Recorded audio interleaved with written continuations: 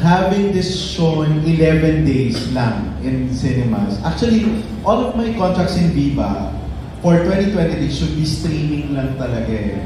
So, napagbigyan kami na ipalabas kahit ilang araw lang because, you know, December 2025 should be, it's mandatory na you show MMM film. So, we will be very lucky if, you know, people will spend time with us with that 11 days. But if they spend money and time with us, maybe the take home would be that life, no matter how similar your life is to your parents, you always have a choice. Yun lang yun. Ako, naniniwala ako na kung ano man ang kinahinatnan ng mga anak, walang kinalaman doon ang magulang. Sa totoo lang, yun ang paninindigan ko. Kapag may mabuting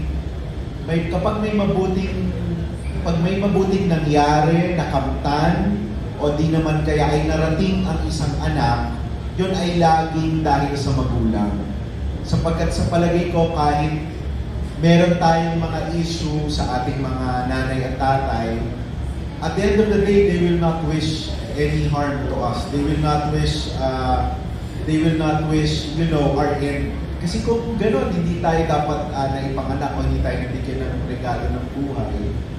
Kaya naniniwala ako na lahat ng maganda sa atin ay dahil sa ating mga magulang at sa sariling pagsisikap.